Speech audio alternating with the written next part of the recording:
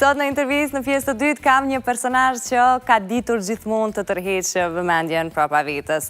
Kjo duke e bërë atë një vajzë shumë të sinqertë, mendje hapur, të jetuarit mes dy kontinenteve, një vajzë shqiptare që ka kaluar një periudhë të jetës në Amerikë, por që kthehet në Shqipëri për të vazhduar aty jetesën e saj mes shumë paragjykimeve, të cilat edhe ka akuzuar t'i thot hapur, edhe duke treguar vetëm të vërtetën e saj, pa filtra fare.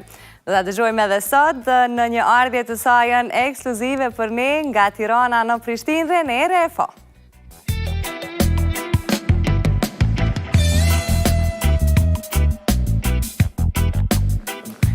Hello, këto kamerat e unë jam, nga kapët që të dira. Janë krejt e ty të tyra. Mirë se erdhe. Po duke shumë bukur. Shumë faleminderit edhe ti. Unë jam Verona. Outfitin ta pash në TikTok në fakt. E bëra para kohë. Faleminderit që ndave. Hajde urdhëra dashur, ky është vendi për ty. Faleminderit shumë që na ke ardhur. Më bën shumë qefi që të kemi. A vjen shpesh në Kosovë, Prishtinë? Kam filluar këto kohë me të drejtën, vi shumë shpesh, po më bëhet qefi që u kujtuat ju se s'm kishin ftuar ndonjëherë ju të Kosovës. Një mend? Ja, e bëm ne të parën. Faleminderit. Ma hapët rrugën. Do kesh tash shumë. Inshallah, për hajër. Sepse në fakt në Kosovë nuk e di, besoj duhet ketë shmarr komente në rrjetet sociale. Ndiqesh shumë edhe përcillesh nga audiencë goxha e madhe. Po, në fakt jam çuditur kur kam ardhur për herë të parë që kam dalë shumë nëpër klubet e Kosovës e tjerë. Kam pasur shumë goca që më njihnin. Edhe jam çuditur se përgjithsisht, do të thënë, mendoja se okay, në Tiranë, Kosovë nuk është se e prisja, me thënë drejtën, edhe më është bërë qefi pafund. Se janë edhe shumë welcoming, shumë dashura. E vërtet, dim të japim shumë dashuri. Unë të prezantova dhe në fakt edhe përgjatë përgatitjes për bisedën sot, kisha këtë pyetjen me veten për emrin edhe mbiemrin. Pra, e pyesja gjithmonë gëzimin me cilin ti ke fol, a e ka një mend këtë mbiemër apo është diçka artistike cilën ti ke vendos vetes, apo është tamam rene, sepse është internacionale edhe në të shkruar. Edhe nuk e kuptoja. Atëherë, emri im është francez, mamaja ime duke qenë se është aktore për gjithë që nuk e din, edhe shpirti artist lëku tani do ma vinte një emër pak pop. Okej, shumë i bukur. Kurse faleminderit. Kurse mbiemri, babi është italian, kështu që mbiemri babit. Okej, ne RFO, i bukur edhe artistik në fakt, edhe për ta parë.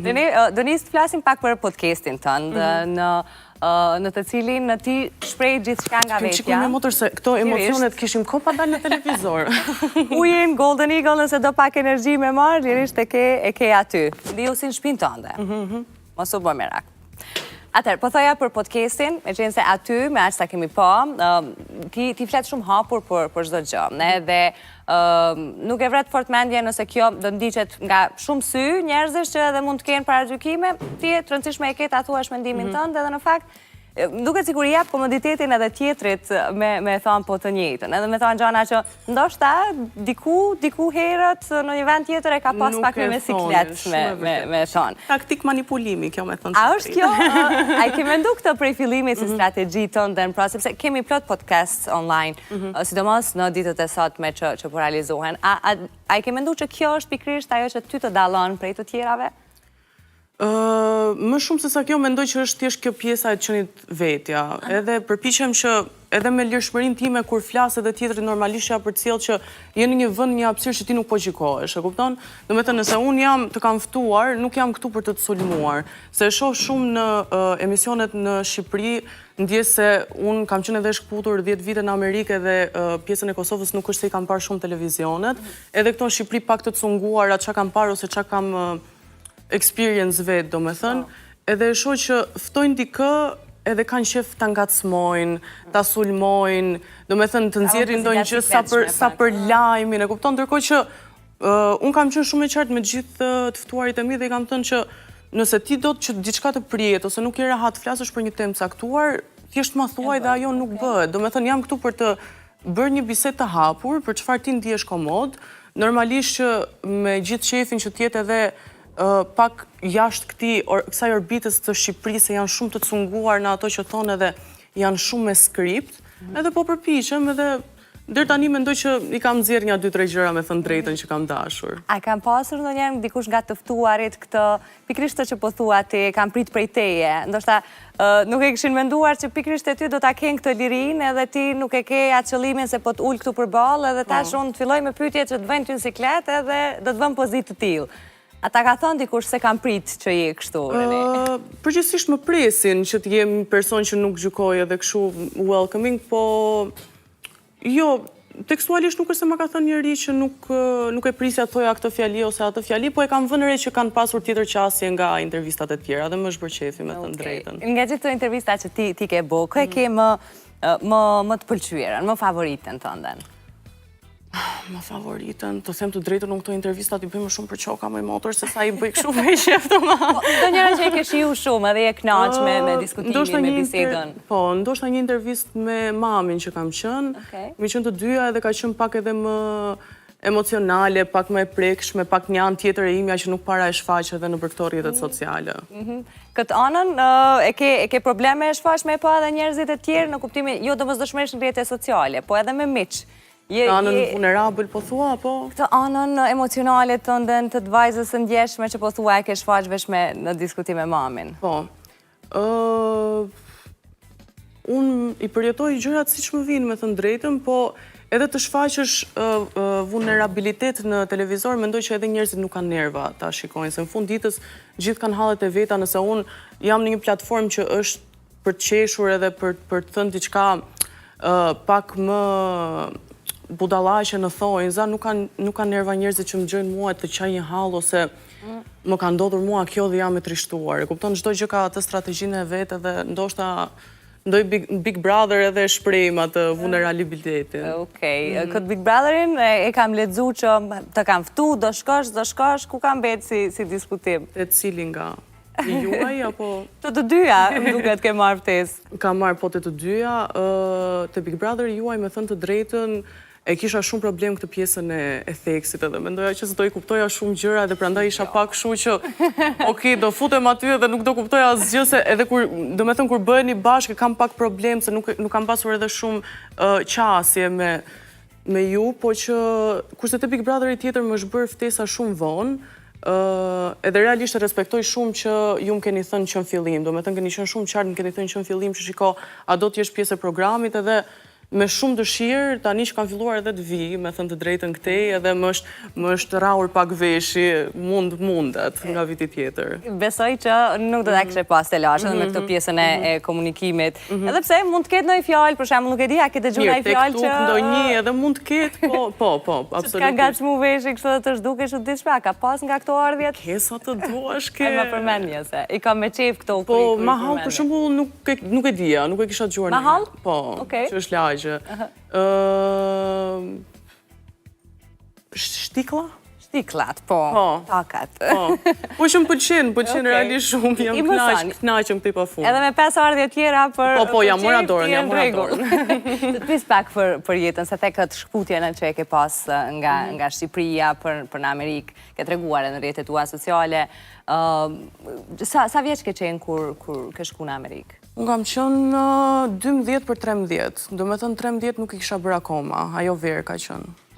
Si e ke eksperiencën me Amerikan, edhe ndoshta shumë prej të rinjëve edhe bashkëmoshatarëve tu atash mundën me pas këtë pyetjen e madhe në kokë, është normal që themi ne, pse u kthy? Po.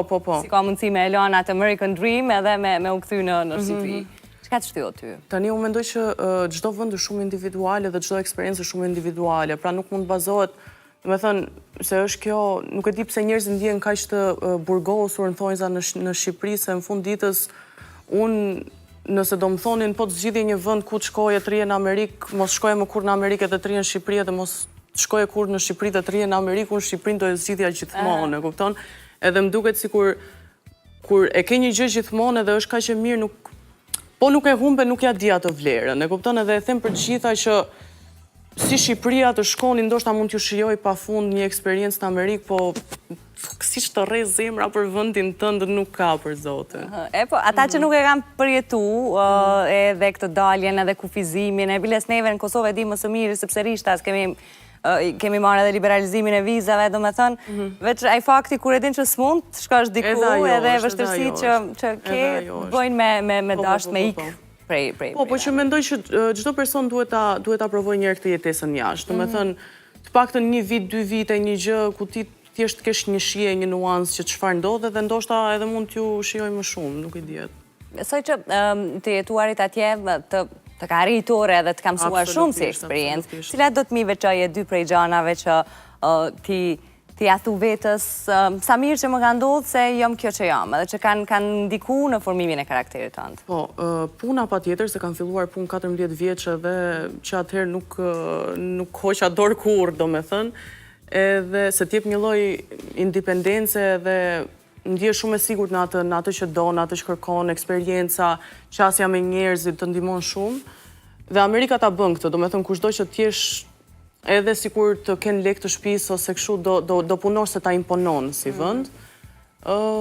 Diçka tjetër që do thoya që më ka formuar shumë liria, absolutisht. Domethënë çdo person është shumë i lirë për të qenë vetvetja, ti mund vishesh në Shqipëri, do me thënë, mund të të shojnë gjithë dhe të duket, kurse atje thjesht t'i hedh syt njëri, ti thjesht je ajo që je. Me punë që është prej moshës 14 vjeçare, cilat mund të ketë qenë kjo puna më interesante dhe më e çuditshme ndoshta që mund ta kesh bërë? Them drejtën, e çuditshme. Unë kam qenë bartender, mund ta them, besoj kuptohet. Po. Shumica kohës kam qenë bartender, kam punuar një vit në real estate si agente. Po e çuditshme nuk do thoja, klient të çuditshëm po, punë të çuditshme jo, domethënë. Klientët absolutisht se ke nga më të ndryshmit edhe duhet të mësosh si të flasësh me njërin, si t'i vësh limitet e tua që të mos shtyhet më shumë gjëja, si të kuptosh ku nuk acarohet personi që ke përballë pa cënuar edhe të drejtat e tua, domethënë, edhe këto më kanë ndihmuar shumë. Dhe kur erdhe në Shqipëri pas kaq vitesh, çka vrejte ndryshe? Edhe sa kishe probleme u përshtat me... Nga njëherë kur vjen me ritmin e Amerikës edhe këtë lirin, haron që rrugëve të Tiranës, për shembull, ndryshe mund të gjykohesh ose komentohesh. Shumë e vërtet. Tani unë kam ardhur dhe me pushime shumë shpesh, me thënë drejtën, kështu që nuk e kisha atë shkëputjen totale, po që kisha nevojë për atë ambientimin se po vija edhe direkt. Me thënë kisha marrë këtë famën, nuk e dija, kur kisha qenë në pushime këtu nuk e kisha gjitha të vëmendje dhe nuk e dija ku po vija. Kisha një intervistë 2 ditë direkt pasi erdha nga Amerika edhe një emocion që nuk e di si po e përballoja. Ishte komplet rrugtimi i ri se kisha këto synimet e mia që okej, me kam marrë këtë famën, po ideja është të bëj diçka me këtë gjë, domethënë ishte edhe pak presion. Për sa i përket përshtatjes me njerëzit, se nuk është se kisha ndonjë problem me thënë drejtën. Do me thënë, brenda muajt e kam gjetur veten shumë rahat. Krijove miq të ri, a ishte problem me e gjeta të rrethin tënd të komfort zonës, po i quaj kështu që qysh e ke qejf ti? Rrethin shqyr Zotit i kam që në klasë 6 një rreth shumë të mirë, shumë besnik. Normalisht që kam bërë shoqëri pafund, po më sa për kafe i themi ne, do me thënë asgjë, ato që i kam stabël, i kam që në kom për para. Shumë e fatë, se ke puna shoqërisë, kur ke miq të vjetër, ata që më thonë, ju them që ke shumë e fatë, definitivist. Punën e famës që ma përmende, edhe dilemën si lloj përgjegjësie, okej, si ta shfrytëzoj, ç'a të bëj tutje. Cilat ishin mendimet e para, ose a ka ndonjë opsion që të ka shkuar në përmend, por nuk e ke provu kurrë që ta shfrytëzosh përmes audiencës edhe njerëzve që po të përcjellnin? Të bëje ndonjë punë po pra në lidhje me punën. Do kisha dëshirë ta provoja të isha moderatore, po mendoj që kam goxha eksperiencë përpara për të shkuar deri aty. Do me thënë, podcasti mendoj që më ndihmon shumë për ta provuar këtë gjë, se është edhe imja dhe jam edhe më safe zone, do me thënë. Po që në një të ardhme, pse jo, mendoj që se Shqipëria aty, do me thënë, qa do t'i futesh, aty do të qojtë, te moderatorja. I shef televizionet tashmë prej që e këtyre më shumë, a ke ndonjë model të edhe pse ta pyesësh Renen për model që është komplet unike në të vetën, e kuptoj, por dikush që të pëlqen? Për moderatore akoma, absolutisht që kam vlerësimin tim për individ saktuar, nuk do thosha model personal që unë t'inspirohem nga ata. Ama ka goca për shembull që merren me TikTok ose me marketing, me punën që po bëj unë aktualisht, që them, nuk do thosha inspirim, po që futem dhe them, okay, si e ka bërë kjo për shembull këtë videon, që të marr një inspirim vetëm për atë gjë, po jo për gocën si total. Okej. Te kjo puna e influencers që tashmë edhe në Shqipëri e në Kosovë është tamam punë me orar të plot, po e quaj unë, edhe me një jetesë prej kësaj pune, që mua më mirë shumë mirë, edhe vajzat edhe djemtë të gjithë që po din ta bëjnë në fakt, sepse mendoj që jo çdo kush din, për shembull unë nuk ja kam fort dorën me videot edhe kontentin. Shumë të bukura gjitha ato çka ti përqon. A ke ndonjë strategji, pra ti strategji marketingu të kësaj, çka do të tërheq vëmendjen, ta flas sot këtë, se njerëzit po duan më shumë, si e menaxhon? Tani, në fillim ishte pa strategji. Në fillim strategjia e vetme ishte se unë dua të them këtë gjë dhe po e mendoj, do e shpreh këtu në këtë platformë. Pastaj duke postuar video ditë për ditë ti fillon edhe kupton ç'a tërheq vëmendje, ç'a nuk tërheq vëmendje. Ama më shumë strategjinë e përdor kur kam një reklam specifike, për shembull për të bërë për një biznes, edhe e di që okay, ky produkti që unë po përdor më pëlqen mua, ama dua që ta shikoni dhe ju, ta ndjeni dhe ju këtë që po ndjej unë, edhe ndonjëherë nga që janë bërë shumë influencera që marketojnë gjëra që realisht edhe nuk i përdorin, njerëzit janë lodhur nga kjo gjëja, kështu që duhet pak strategji për të marrë atë vëmendjen e parë. Dhe e konsideron vetën që e për tashmë një mjeshtre e kësaj strategjie, apo që ja kam marrë dorën.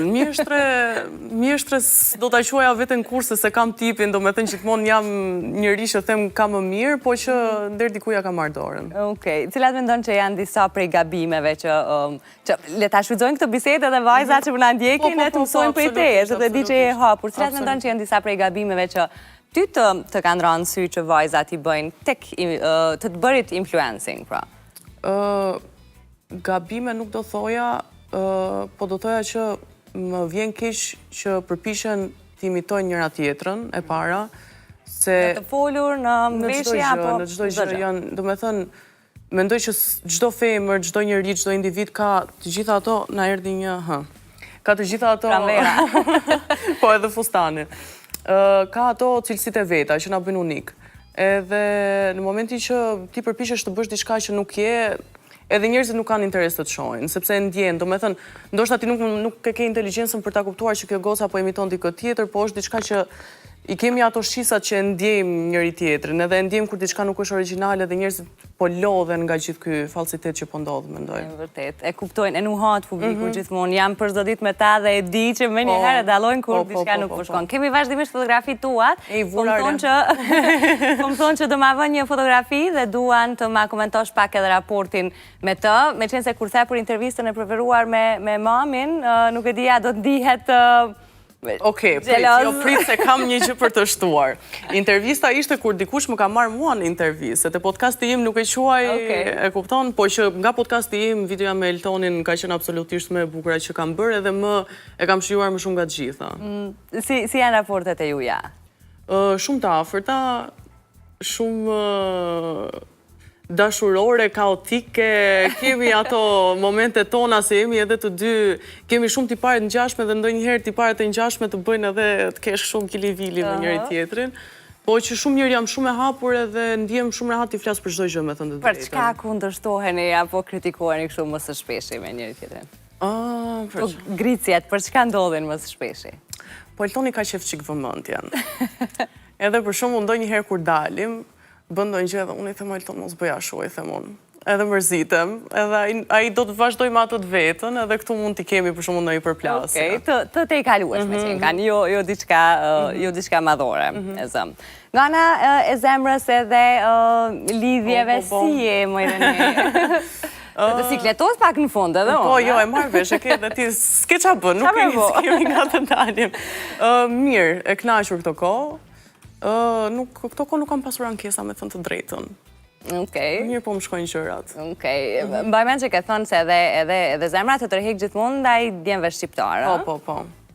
Pra, fatlum nga Kosova më duket. Nga Kosova më duket. Okej. Bukur. Nuk po pyes më shumë. E shej kam të zgjidhshme edhe ngacmimet. Jo, e bëra sa duhet. Okej, më trego pak se jam krejt në fund dhe du pak të të pyes për planin që ke me podcastin. Do t'jetë diçka të cilës ti ke dhënë një datë, një afat kohor që të ndryshosh diçka mbase edhe ta përmbushësh veten në një periudhë caktuar me atë, po planifikon diçka tjetër. Qa ke në plan muajt në vazhdim? Tani këto planet më afër që i ke. Unë podcastin po e bëj me sezone, e kam plan afatgjatë me thënë drejtën, do me thënë nuk është diçka që unë thjesht po e bëj për hobi, është diçka që e fillova, ishte si test ky sezoni i parë që të shikoja ku isha, ku qëndroja, edhe kam në plan me gjithë modestin që mund ta them këtë që ta bëj një nga podcastet më të ndjekura në Shqipëri, që fusim dhe Kosovën në Shqipëri. Kështu që konkurenca të ketë frikë. Edhe po që kam kohë, do me thënë derisa të shkojnë në atë pikë, edhe nuk e kam menditim, po marr kohën time, po e bëj me dashuri dhe me pasion, edhe mendoj që nëse je konsistente dhe e bën gjën me dashuri dhe pasion, ja arrin. E vërtet, dhe për sa kohë të jesh vetvetja, ashtu siç po tregohesh deri tani, është sukses i garantuar. Të të pyes pak se më ke ardhur edhe në një datë dhe një periudhë të rëndësishme për Shqipërinë, ju patët edhe ditën e zgjedhjeve dje, përmende nënën, një aktore dhe një emër sigurisht i njohur edhe në Kosovë, zonja Julia, po çfarë emocioni ishte për ty dje data e zgjedhjeve, me qenë se mami po garante? Po, kandidon, po. Atëherë, them drejtën, unë e kam një tip që nuk e kam atë emocionin derisa të ndodhi gjëja, se nuk kam qef tifuz vetes emocione që nuk e di akoma se ku do shkoj. Po, absolutisht që kam ndjerë më shumë emocionin e mamit, ka bërë fushat pa fund edhe më është bërë shumë qefi që ka gjetur diçka që t'jetë pasionante. Besoj edhe ti mbështetse absolutisht. Deri në fund, deri në vdekje. Okej.